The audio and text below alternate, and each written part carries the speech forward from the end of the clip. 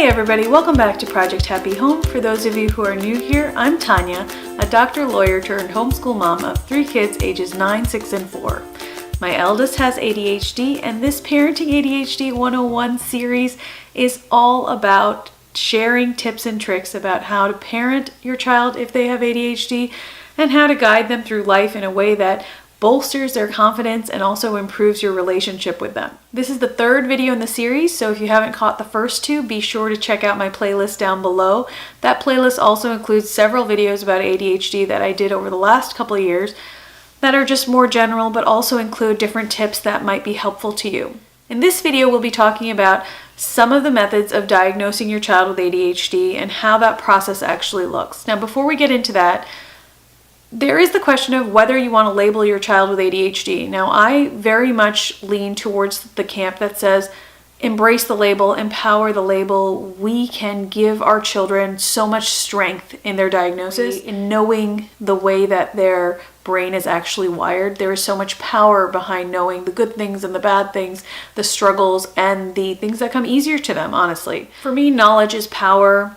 We can empower the label. Labels are only bad if we let them be. If you want to hear more about my thoughts on that, I did a video on labeling your child with ADHD, and I will link that below in the description box as well as up above. So, to get down to it, diagnosing your child with ADHD. At this point, once you've gotten the inkling that there might be something like ADHD or an attention deficit or a learning difference going on with your child, whether you have realized that on your own or whether someone in a school environment or a church environment or in the family has told you, it can be kind of a scary time. You can be worried and anxious about how that makes you look, what people will think about your parenting, etc. It's really normal to be nervous. It's really normal to have that feeling that I'm about to be judged because I'm even testing my kid for this, that I've already been judged because people think he might have this. And honestly, the faster you can let go of that, the better for you and for your kid. Because some of us are wired differently, and it makes it hard for us to do things like sit still in a classroom. That doesn't make you a bad parent. That doesn't make your child a bad kid.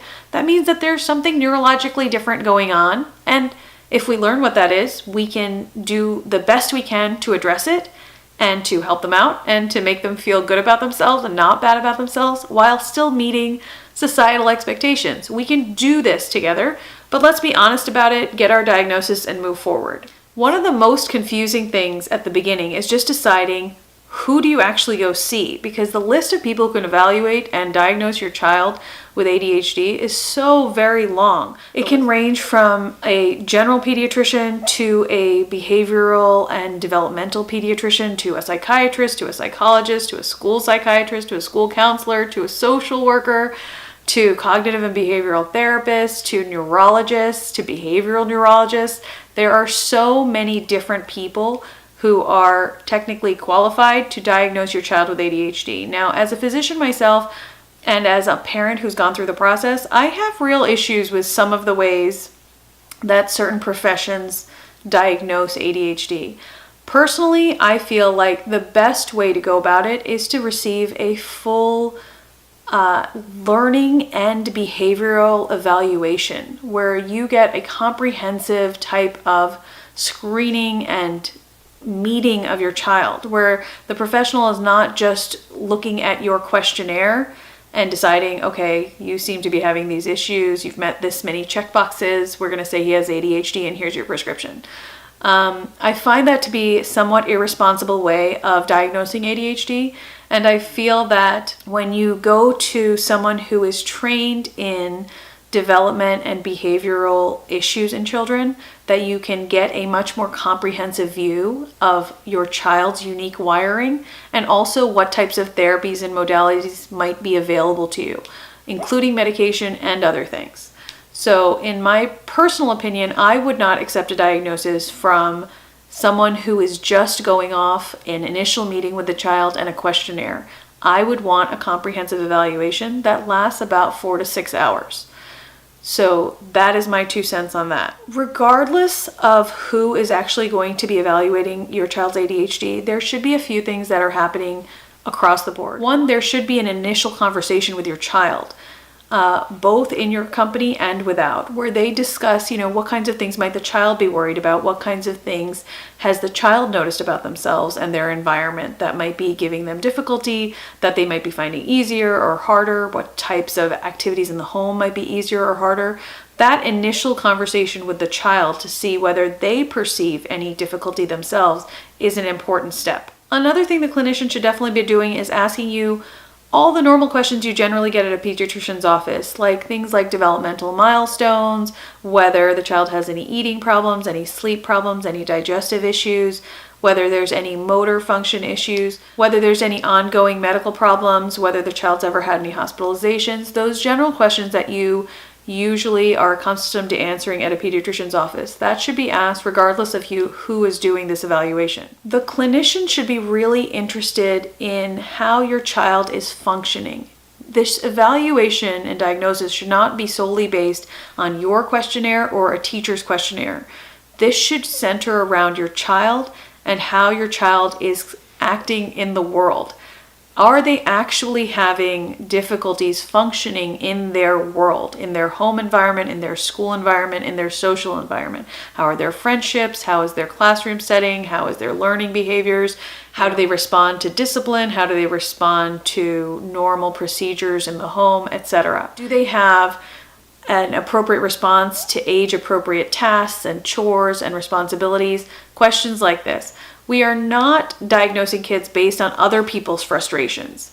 That's one of my issues with some of the practitioners who diagnose based solely on questionnaires provided by teachers and parents, because fundamentally this evaluation should center around that child and not on any perceived difficulties that adults have with that child. That being said, the questionnaires can be really helpful because they provide a normed response, meaning that they are a uniform standardized questionnaire. We know that when you have a more neurotypical child, these are the types of answers that we receive. And we know that when you have a child that may be differently wired with ADHD, you have the spectrum of answers on this other side.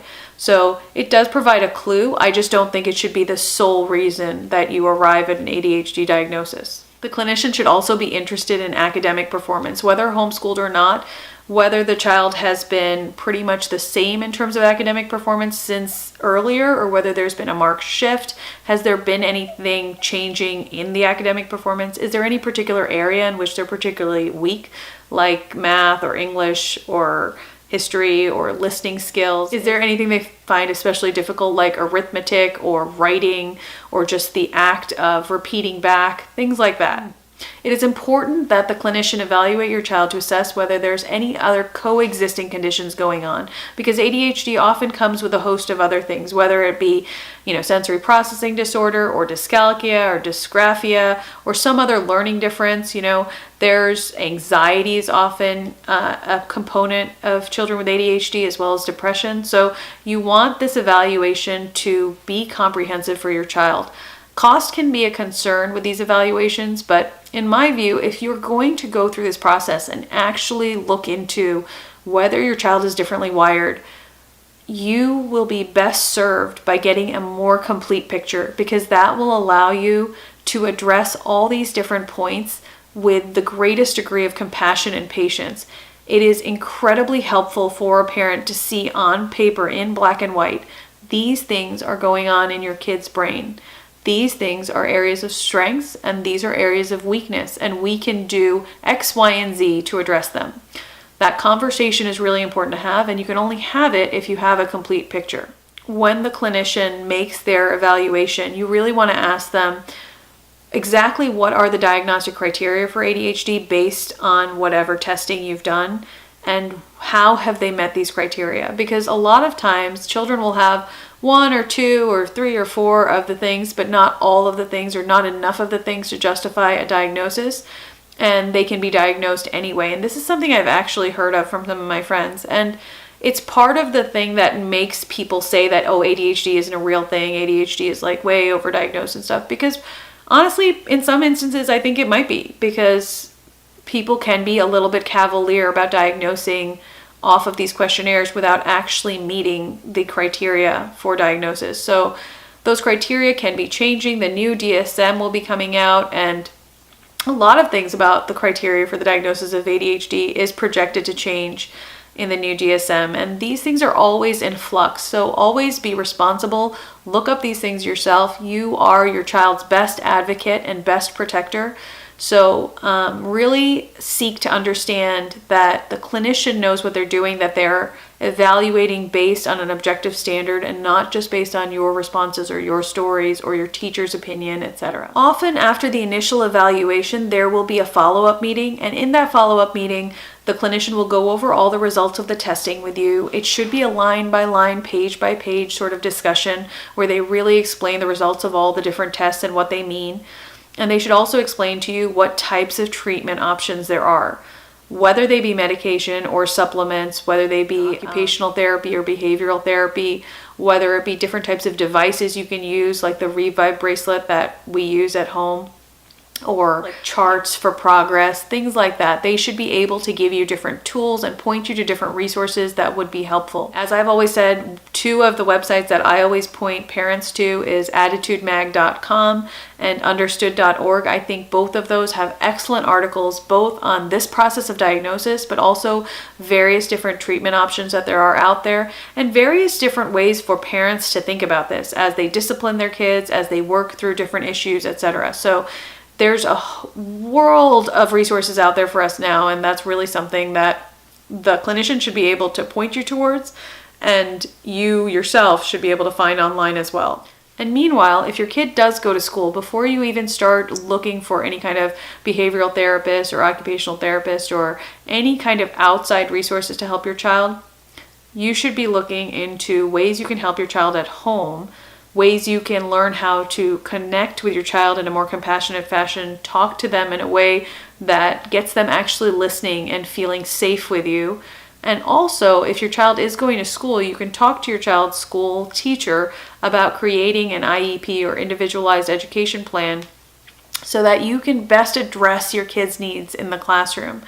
That's another huge benefit of getting a diagnosis, is that you can get these plans in place, these accommodations that can help boost your child's achievement in school and make that learning environment a little bit better for them, at least. And of course, if you go the homeschooling route, you can learn how to craft that environment to work for your kid the best. And it's not the easiest, and I'll tell you that as somebody who's been homeschooling for 3 years. It does not solve all the problems or anything, but I certainly do have a lot more freedom in deciding, when my child's school day is over, when he has to go outside and run around, where he can do his work. I'm okay with him doing his work anywhere, for example. So he can do it lying down, he can do it upstairs, downstairs, on a trampoline, wherever he wants, so long as it gets done. So everyone has their different rules and their different needs, and that is unique to every family.